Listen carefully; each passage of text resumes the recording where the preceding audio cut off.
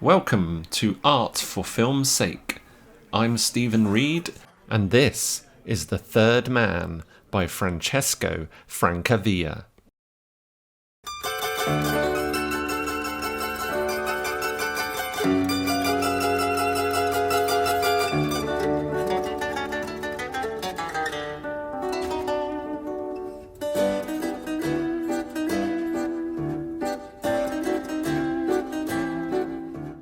The Dutch angle.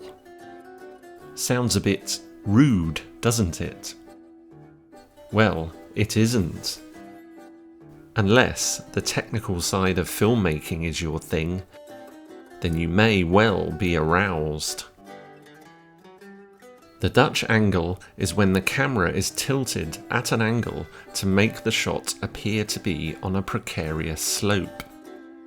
This produces a viewpoint akin to tilting one's head to the side. As a cinematic technique, it portrays a psychological uneasiness, creates tension or disorientation.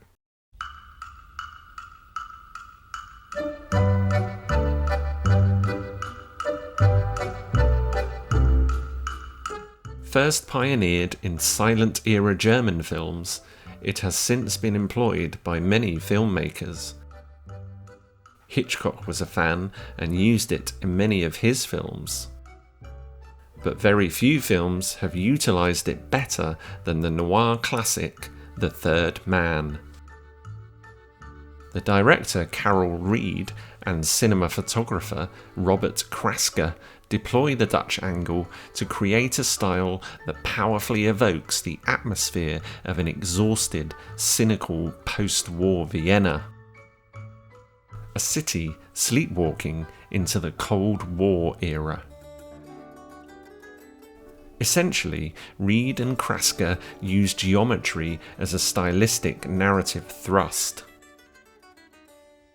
Such creative decisions are often the core of any masterpiece. And speaking of masterpieces, feast your eyes on this extraordinary work by Francesco Francavilla.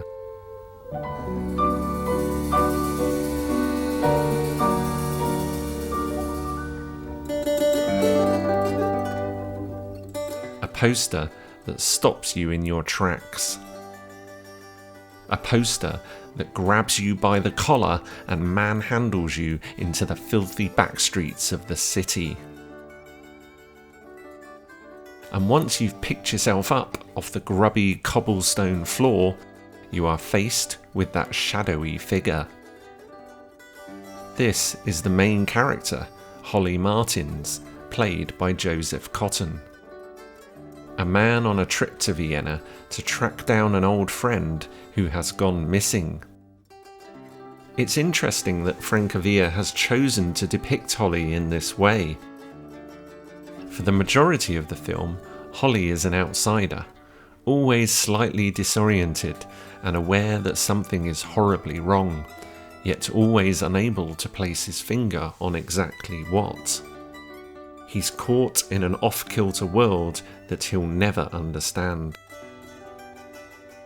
It's not until the final act that he begins to feel he has the upper hand, like a figure in the shadows holding a gun. And note how his exaggerated shadow is another nod to the German expressionism vibes of the film.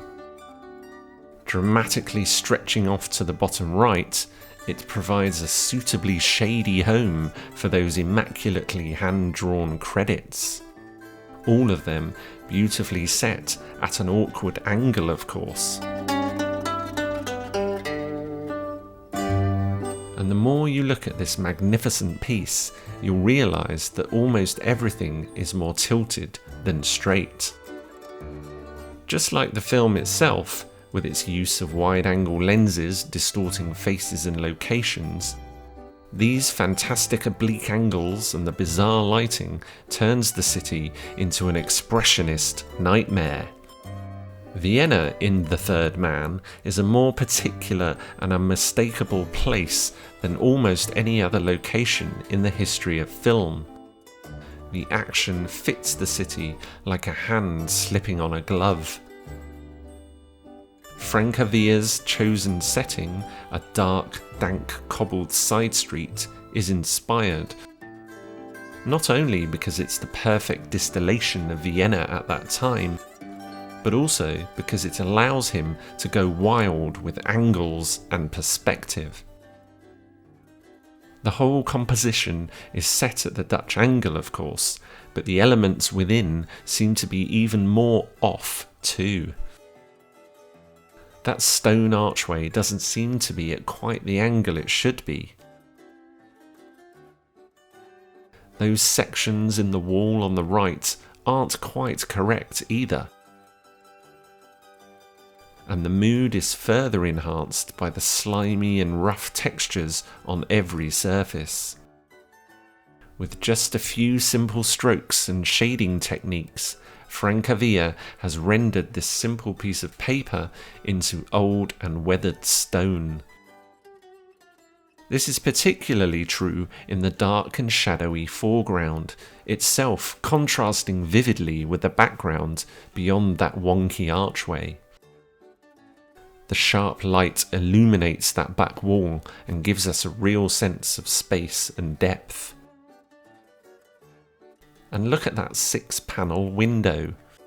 On the one hand, it is placed directly above and perfectly in line with the silhouetted figure of Holly. But on the other hand, it's not quite the angle it should be in relation to the rest of the scene.